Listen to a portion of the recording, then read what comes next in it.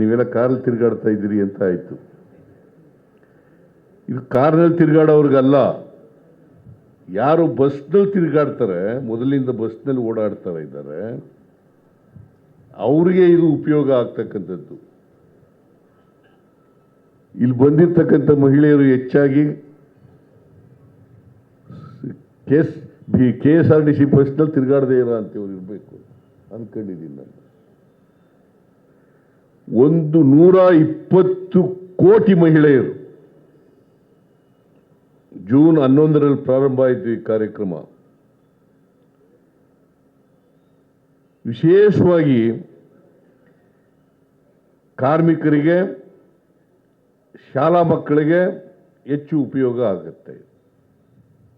ಉಚಿತವಾಗಿ ತಿರುಗಾಡ್ತಕ್ಕಂಥದ್ದು ಕಾರ್ಮಿಕ ಮಹಿಳೆಯರಿಗೆ, ಇತರ ಮಹಿಳೆಯರಿಗೆ ಮತ್ತು ಶಾಲೆಗೆ ಹೋಗ್ತಕ್ಕಂಥ ಮಕ್ಕಳಿಗೆ, ಹೆಣ್ಮಕ್ಳಿಗೆ ಹೆಚ್ಚು ಉಪಯೋಗ ಆಗ್ತದೆ.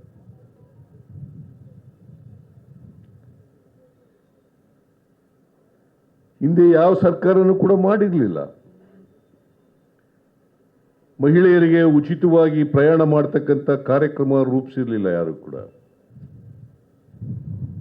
ಕೆಲವರು ಟೀಕೆ ಮಾಡ್ತಾರೆ, ವಿರೋಧ ಪಕ್ಷದವರು ಟೀಕೆಗೋಸ್ಕರ ಟೀಕೆ ಮಾಡ್ತಾರೆ. ನಾನು ಅವ್ರಿಗೆ ಕೇಳ್ತೇನೆ, ನಿಮ್ಮ ಕಾಲದಲ್ಲಿ ಯಾಕ್ರಿ ಮಾಡಲಿಲ್ಲ? ಟೀಕೆ ಮಾಡೋದು ಬಹಳ ಸುಲಭ ವಿರೋಧ ಪಕ್ಷದಲ್ಲಿ ಇದ್ಕೊಂಡು. ನಿಮ್ಮ ಕಾಲದಲ್ಲಿ ಅಧಿಕಾರದಲ್ಲಿ ಇದ್ದಾಗ ಮಾಡಿದ್ರಾ? ಮಾಡಿರಲಿಲ್ಲ. ಮತ್ತು ಮಹಿಳೆಯರು ಅವ್ರಿಗೆ ಉತ್ತರ ಕೊಡಬೇಕಲ್ಲ. ಮಹಿಳೆಯರು ಅವ್ರಿಗೆ ಉತ್ತರ ಕೊಡೋದು ಅಂತಂದ್ರೆ, ಮುಂದಿನ ಚುನಾವಣೆಯಲ್ಲಿ ನಮ್ಮ ಸರ್ಕಾರಕ್ಕೆ ನಿಮ್ಮ ಆಶೀರ್ವಾದ ಮಾಡೋದ್ರ ಮೂಲಕ ಅವ್ರಿಗೆ ತಕ್ಕ ಉತ್ತರವನ್ನು ಕೊಡಲಿಕ್ಕೆ ಸಾಧ್ಯ. ಇದು ಆಗಬೇಕು. ಬಹುಶಃ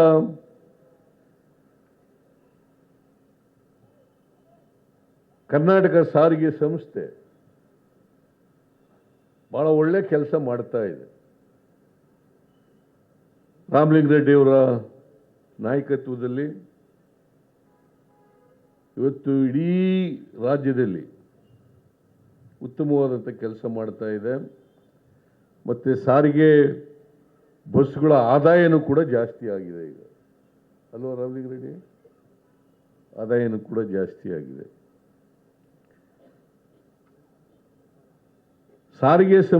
ಸಾರಿಗೆ ಬಸ್ಗಳು ಲಾಭ ಮಾಡಬೇಕು ಅನ್ನೋದು ಸರ್ಕಾರದ ಉದ್ದೇಶ ಅಲ್ಲ.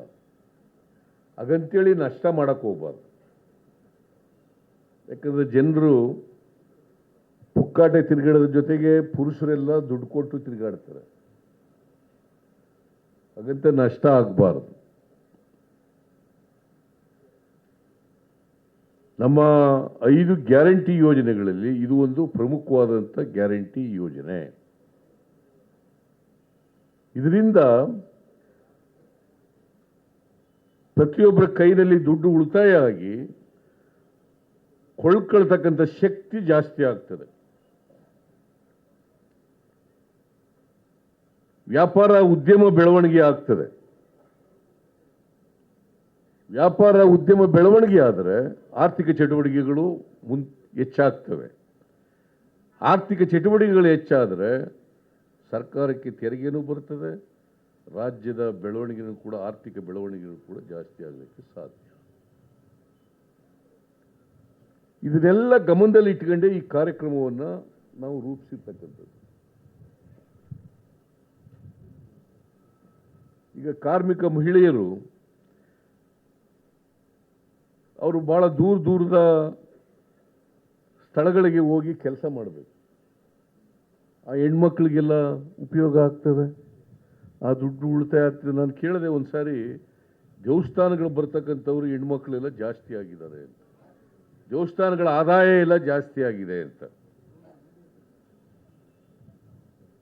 ಹೋಟೆಲ್ ಉದ್ಯಮ ಕೂಡ ಜಾಸ್ತಿ ಆಗಿದೆ.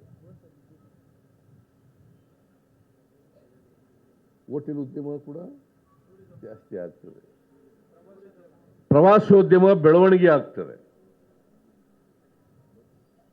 ಅದಕ್ಕೋಸ್ಕರ ಈ ಕಾರ್ಯಕ್ರಮಗಳನ್ನು ಮಾಡಿರ್ತಕ್ಕಂಥದ್ದು 5 ಗ್ಯಾರಂಟಿಗಳಿದ್ದಾವಲ್ಲ. ಒಂದು, ಉಚಿತವಾಗಿ ವಿದ್ಯುತ್ ಕೊಡೋದು 200 ಯೂನಿಟ್ವರೆಗೆ. ಎರಡನೇದು ಶಕ್ತಿ ಯೋಜನೆ. ಮೂರನೇದು ಹೆಣ್ಮಕ್ಳು ಮನೆ ಯಜಮಾನಿಗೆ 2,000 ರೂಪಾಯಿ ಪ್ರತಿ ತಿಂಗಳು ಕೊಡ್ತಕ್ಕಂಥದ್ದು. ಆಮೇಲೆ ಅಕ್ಕಿ ಸಿಕ್ಕದೇ ಇರೋದ್ರಿಂದ 170 ರೂಪಾಯಿ ಪ್ರತಿಯೊಬ್ಬರಿಗೆ BPL ಕಾರ್ಡ್ನವರಿಗೆ ಕೊಡ್ತಾ ಇದ್ದೀವಿ, ಅಂತ್ಯೋದಯ ಕಾರ್ಡ್ನವ್ರಿಗೆ ಕೊಡ್ತಾ ಇದ್ದೀವಿ. ಅದು 170 ರೂಪಾಯಿ ತಲಾ 170 ರೂಪಾಯಿ. ಆಮೇಲೆ ಈಗ ಪದವೀಧರರಿಗೆ 3,000 ರೂಪಾಯಿ 1,500 ರೂಪಾಯಿ ಕೊಡ್ತೀವಿ ಡಿಪ್ಲೊಮಾ ಹೋಲ್ಡರ್ಸ್ಗೆ. ಪ್ರತಿ ತಿಂಗಳು 4,000 ರಿಂದ 5,000 ರೂಪಾಯಿ 4,000 ರಿಂದ 5,000 ರೂಪಾಯಿ ಒಂದು ಕುಟುಂಬಕ್ಕೆ ಹೋಗ್ತದೆ. ಸುಮಾರು 4,30,00,000 ಜನರು ಇದರ ಲಾಭವನ್ನು ಪಡೀತಾ ಇದ್ದಾರೆ. ಕರ್ನಾಟಕದಲ್ಲಿ 7 ಕೋಟಿ ಜನ ಇದ್ದರೆ 4,30,00,000 ಜನ ಈ ಸರ್ಕಾರದ ಗ್ಯಾರಂಟಿಗಳ ಫಲವನ್ನು ಅನುಭವಿಸ್ತಾ ಇದ್ದಾರೆ. ಉದ್ದೇಶ ಆರ್ಥಿಕವಾಗಿ ಸಾಮಾಜಿಕವಾಗಿ ಸಬಲರಾಗಬೇಕು. ಯಾರು ಆರ್ಥಿಕವಾಗಿ ಸಾಮಾಜಿಕವಾಗಿ ದುರ್ಬಲರಿದ್ದಾರೆ ಆ ಜನರಿಗೆ ಶಕ್ತಿಯನ್ನು ನೀಡಬೇಕು, ಆರ್ಥಿಕ ಶಕ್ತಿಯನ್ನು ನೀಡಬೇಕು, ಸಾಮಾಜಿಕ ಶಕ್ತಿಯನ್ನು ನೀಡಬೇಕು. ಆಗ ಮಾತ್ರ ಅವರು ಮುಖ್ಯವಾಗಿ ಬರಲಿಕ್ಕೆ ಸಾಧ್ಯ ಆಗ್ತದೆ. ಇಲ್ಲದ್ರೆ ಬರೀ ಭಾಷಣಗಳ ಮೂಲಕ ಮುಖ್ಯವಾಹಿನಿ ಬರ್ರಿ ಅಂತಂದ್ರೆ ಆಗಲ್ಲ. ಕಾರ್ಯಕ್ರಮಗಳನ್ನು ಕೊಡಬೇಕಾಗ್ತದೆ. ಅದಕ್ಕೆ ಬಾಬಾ ಸಾಹೇಬ್ ಅಂಬೇಡ್ಕರ್ ಅವರು ಹೇಳಿದ್ದೇನು ಅಂತಂದ್ರೆ, ಸ್ವಾತಂತ್ರ್ಯ ಬಂದಿದೆ, ಆ ಸ್ವಾತಂತ್ರ್ಯದ ಯಶಸ್ಸು ಎಲ್ರಿಗೂ ಸಿಗ್ತದೆ ಅಂತ ಆಗಲ್ಲ.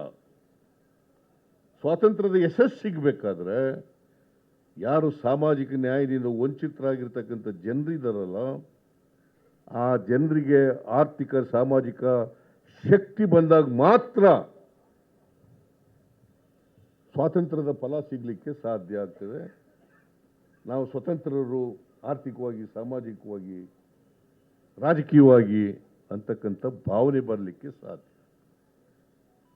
ಸಮಾಜದಲ್ಲಿ ಅವರು ಕೂಡ ಶಕ್ತಿಯಾಗಿ ಬೆಳೀಲಿಕ್ಕೆ ಸಾಧ್ಯ ಆಗ್ತದೆ. ಈ ಕಾರಣದಿಂದ ನಾವು ಈ 5 ಕಾರ್ಯಕ್ರಮಗಳನ್ನು ಮಾಡಿರ್ತಕ್ಕಂಥದ್ದು. ಇವತ್ತು ಶಕ್ತಿ ಯೋಜನೆ ಕಾರ್ಯಕ್ರಮ ಮತ್ತು 100 ಬಸ್ಗಳು ಸೇರ್ಪಡೆ ಆಗ್ತಕ್ಕಂಥದ್ದು, ಎಲೆಕ್ಟ್ರಿಕ್ ಬಸ್ಗಳು 100 ಬಸ್ಗಳಲ್ಲಿ ಇವತ್ತು ಅದಕ್ಕೆ ಇವತ್ತು ಚಾಲನೆ ಕೊಡ್ತಾ ಇದ್ದೀವಿ. ಎಲ್ಲ ಬೆಂಗಳೂರು ನಗರದ ಎಲ್ಲ ಭಾಗಗಳಲ್ಲೂ ಕೂಡ ಕೊಡಬೇಕು ಅಂತಕ್ಕಂಥದ್ದು ಉದ್ದೇಶ. ಈಗ ಭಾಳ ಜನ ವಿದೇಶಿಯರು ಸೇರ್ಕೊಂಡು ಕೆಂಪೇಗೌಡ ವಿಮಾನ ನಿಲ್ದಾಣಕ್ಕೆ ಹೋಗ್ತಾರೆ. ಸುಮಾರು 148 ಬಸ್ಗಳು ಓಡಾಡ್ತಾ ಇದ್ದಾವೆ ಏರ್ಪೋರ್ಟ್ಗೆ. ವಿಮಾನ ನಿಲ್ದಾಣ ಅಂದ್ರೆ ಏರ್ಪೋರ್ಟ್ ಅಂತಲೇ ಅಮ್ಮ.